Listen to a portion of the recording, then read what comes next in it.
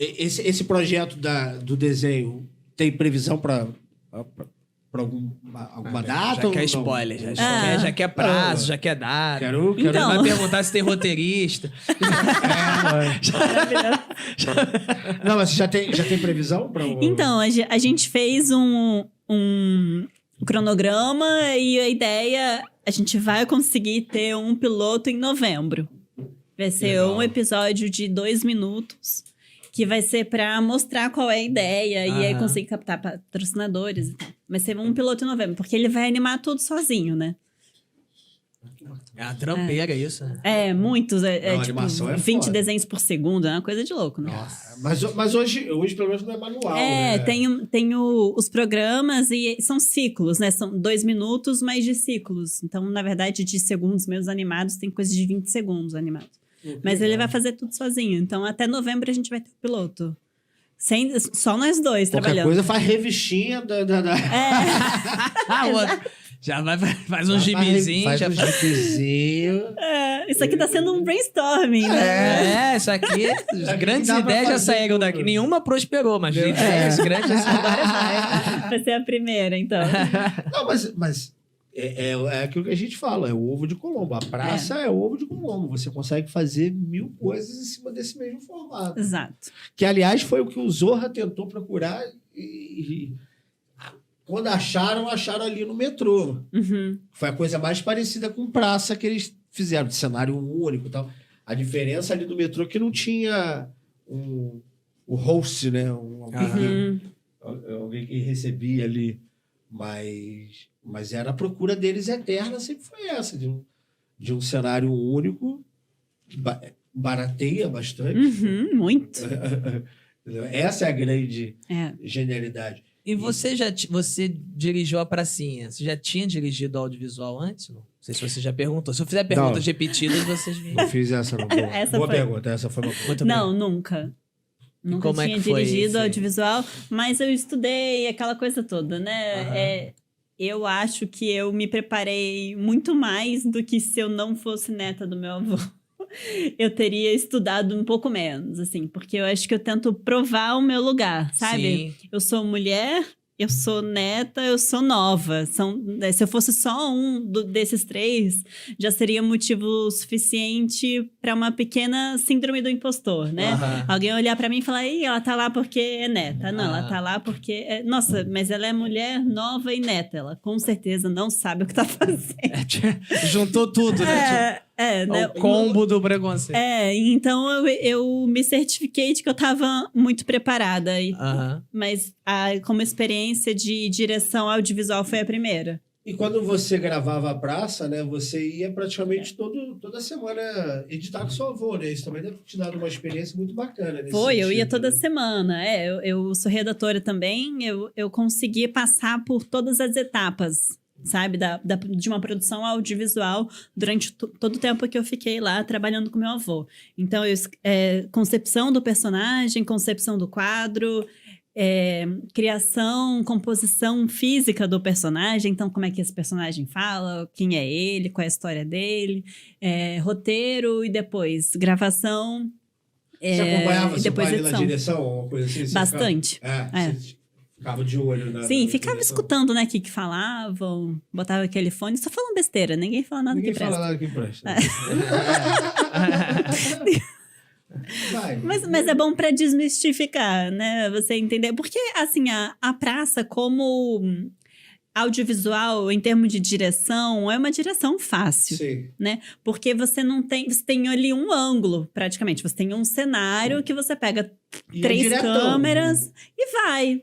Varia, fechado em um, fechado em outro, geral. Sim. Mas assim, não tem alguém que entra na porta, o outro abre, aí senta na mesa e levanta. Plano aí contra, plano contra, aí é um diálogo sobre o ombro, e aí pega a mesma fala milhares de vezes. Então, continuidade. Então, chora fechado, chora aberto. Assim, uma direção que seria de audiovisual, de uma novela, de um filme, é infinitamente mais complexa do que uma direção da praça, que você tem um cenário parado. Sim. E praticamente um ângulo e 3 câmeras já resolve. 3 câmeras gravando todas o tempo todo, então é uma questão de edição. Já define qual que deixa fechado aqui, qual que deixa fechado e lá ali. no SBT todas as câmeras gravam o tempo todo. Então você praticamente Ótimo, você não perde nada. dirige o programa na edição. Então você já tem Deixa eu todo o ver material deixa eu ver ali. aquela. Exatamente. E dá para defender muito bem o conteúdo assim, né? Depois que já foi feito na edição. Então acaba que a direção mesmo da praça é uma direção artística, uma direção do ator. Né? Então você pegar e fazer várias vezes, ainda mais os atores sendo crianças, né? É uma direção muito mais focada aí. Então ajudar os atores a encontrarem o personagem, a ajudar eles a terem o texto, né, dentro da embocadura do personagem, é uma direção diferente, né? Isso. E ali a gente fez um modéstia à parte. Sim. A gente fez um trabalho árduo com cada criança. Pois eu tive... Não foi uma direção do dia, foi uma direção de composição real de personagem. A pracinha teve um grande preparador de elenco chamado Rafael Carvalho. Sim. Olha aí. Quem é esse? Um rapaz muito bonito que você E além do Rafael Carvalho, teve a Natália Serra também, preparadora de elenco, minha grande amiga. E a gente fez um trabalho muito intenso, um trabalho muito bom com as crianças, assim, de ficar horas com uma criança buscando cada fala, porque é isso, né? A gente preparou muito bem para um programa, porque os outros que iriam seguir ficariam muito mais, assim, fluidos, né? Mais naturais. E ali na hora também, o Rafa ia ensaiando com as crianças, a Natália também, aí elas entravam no estúdio. Então, ensaiava, preparava, entrava. Já entrava aquecida, né? Porque, assim, o elenco adulto, né, da praça são veteranos como vocês, né? São todo elenco. Então, você chega lá e faz. Vocês sabem muito bem o que vocês estão fazendo. É completamente diferente. E chega lá e faz e segura um quadro de 10 minutos, né? E as crianças não. É muito preparo, muito ensaio para um quadro de 2 minutos e meio, no máximo 3. Então, é um trabalho muito mais intenso de ensaio e preparação. Acho que o quadro mais longo da pracinha foi o quê? 5 minutos? Foi, porque foi o da Marley. O único que tinha uma humorista adulta teve 5 minutos. Que foi o resto foi tudo abaixo de 5. Abaixo de 3. Olha só. O único que teve mais de 3 foi o Dani Diva. Teve 3 e pouquinho. 3 e pouquinho. Isso foi muito legal, o trabalho que vocês fizeram de preparar bem as crianças, entender o material que vocês estavam ali na mão e não... E se cercar de que certas coisas não seriam desperdiçadas, né? Porque é isso, você às vezes tem uma criança que tem um baita de um potencial, mas tem que ter uma direção mais sensível do que você teria com um adulto, né? Que tem certos tempos que não faz sentido você perder com um cara que é adulto, que teoricamente, imagina-se que a pessoa já chegue preparada, pelo menos em alguns níveis, né? Crianças ali tinham vários níveis diferentes, vocês conseguiram entregar a mesma qualidade com todo mundo. Foi... Muito diferente. Cada um chegou em um nível muito diferente, mas realmente... E não se pode tratar as crianças como adultos pequenos. Então, as palavras e a atitude e a energia que você traz para exigir um trabalho, você não pode esquecer que são crianças trabalhando. Estão trabalhando, mas continuam sendo crianças, né? Então, você é necessário... E até a forma também de como você vai passar a explicação, tem que chegar no entendimento Tem que chegar. dela. Às vezes a criança está pensando em outra coisa, está ocupada ali. Cara, isso é muito legal que você está falando. Você chegou a se preparar particularmente para isso? Falar, cara, eu tenho que entender... Ser mãe, né?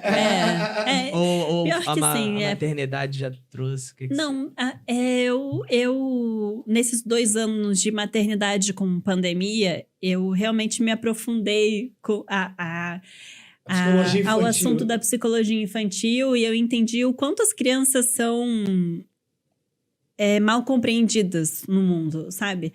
Então, elas não são adultos pequenos. Você não pode exigir um comportamento adulto de uma criança. Então, você está num restaurante... Às vezes eu estava grávida, eu lembro, né? Falava, tinha uma criança na mesa do lado, né? Espera só, viu? Dá um trabalho...